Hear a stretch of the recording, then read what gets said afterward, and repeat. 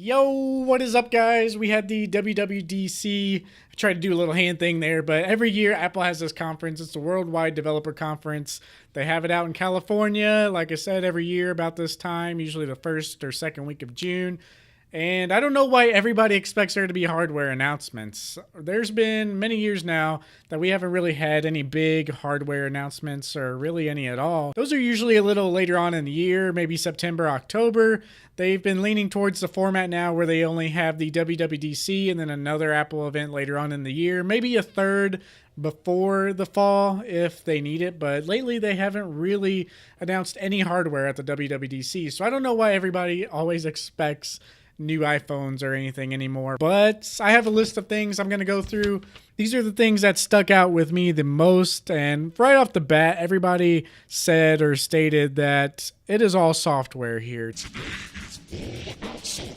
They were not kidding. We had some really great updates though. Everybody was excited when they announced a new iPhone or a new laptop, but right now it's all about the software, especially with the gestures on the iPhone X, except for the handful of people who have problems with the Face ID versus the Touch ID. I, for one, actually love this thing. I think it recognized me very well. Even when I trim my beard or kind of shave, it just has no problem. I know it relies more on the eyes and the nose and stuff like that, but I even wear glasses and sunny days is really the only time I have big problems. If I just am even in some shade and look at my phone, it usually opens up. Anyway, that's just my opinion on the iPhone X. That's not what this video is about. Let's hop on into the WWDC notes. First off is iOS 12. Everybody was expecting the next iOS. That's what these events are nowadays, and they don't release until just before the new phone this year.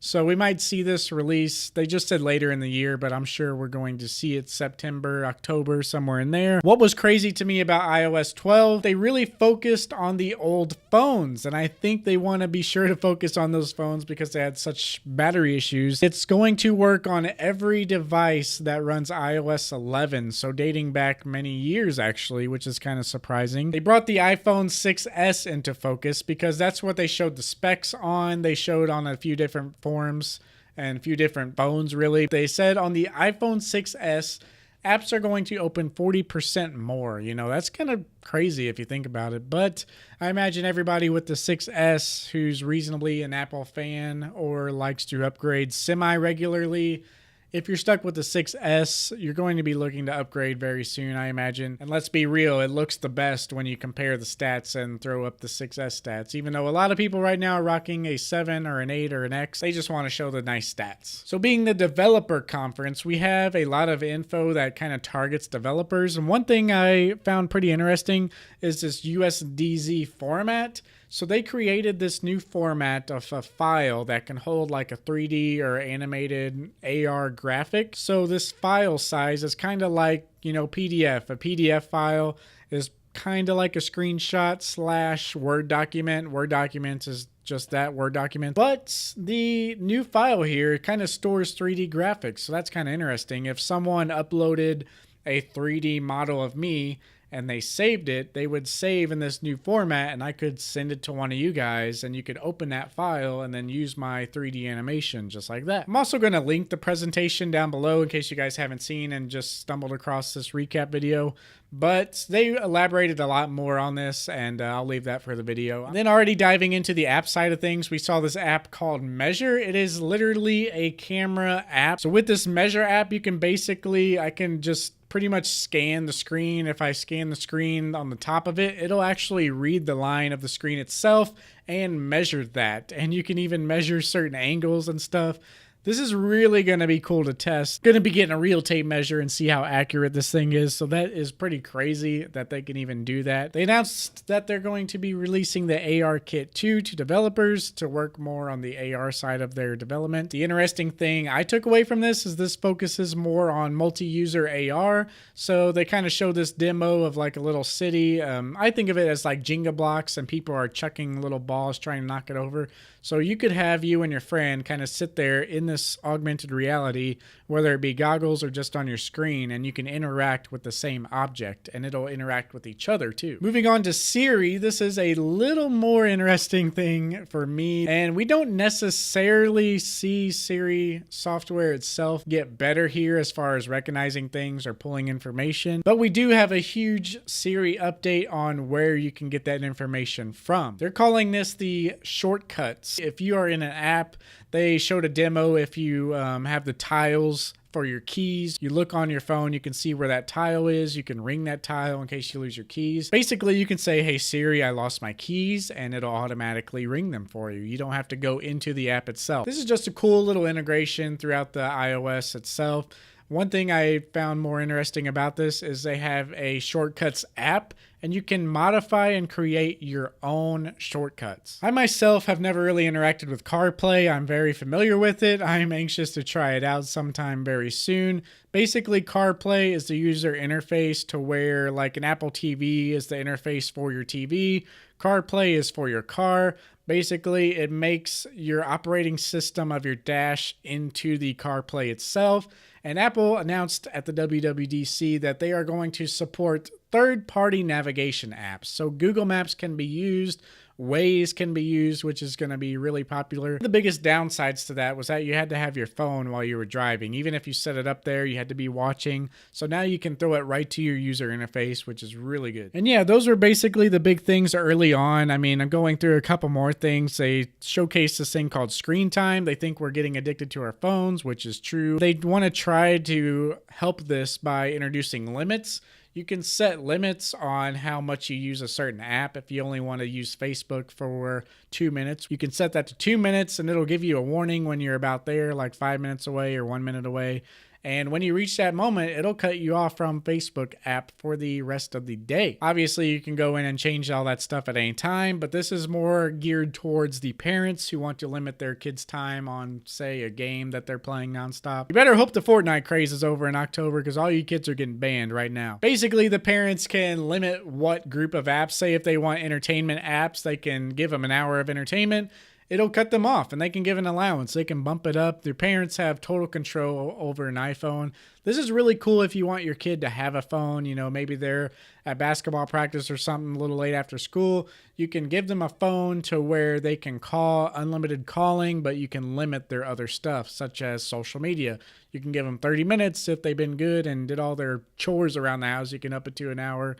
Or if they're annoying you, you can make it 5 hours so they go in the room and leave you alone. Interesting stuff. I'm never going to use it, but it is cool that we have that option. Man, I'm glad this wasn't around when I was little.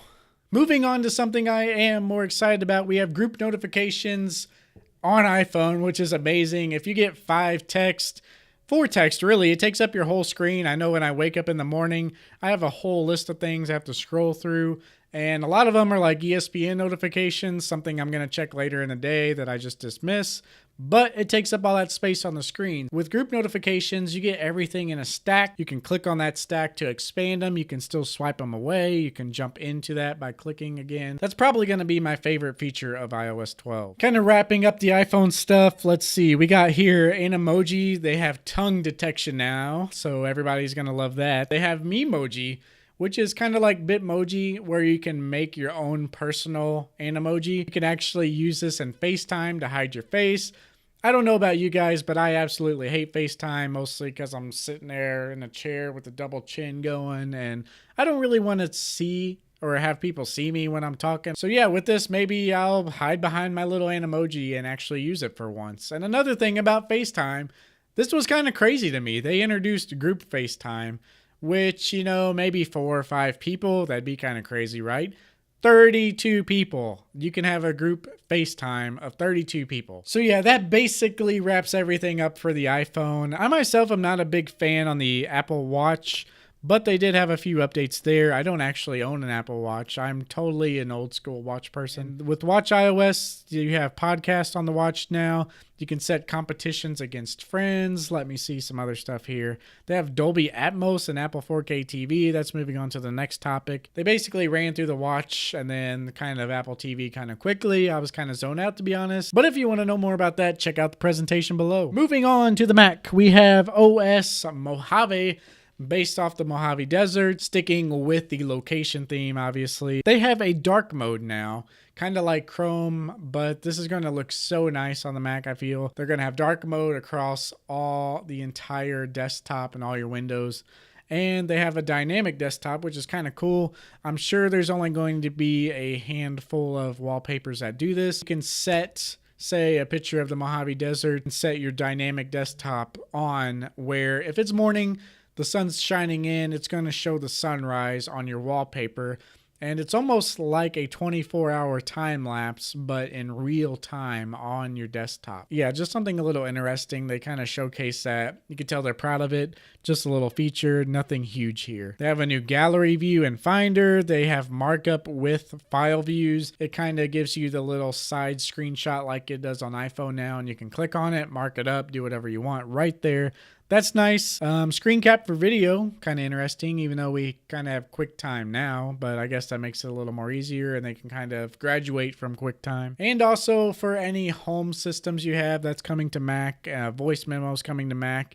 So you can monitor your home video recording devices at home from your Mac anywhere it is. So that's kind of nice. Any smart home stuff integrates with the Mac much easier now. But anyway, that's basically it for the Mac. And actually one more thing, it's the Mac App Store. They're getting a redesign. They showed a few new tabs. So yeah, it's due for a redesign, but once again, nothing too big here. But yeah, guys, that about does it. Let me know your thoughts. Overall, I feel like it was a solid WWDC, nothing crazy, nothing spectacular by any means, but a lot of cool updates, basically graphical performance updates and a few new features. Let me know what you guys think, like I said, and we'll see you next time. Peace.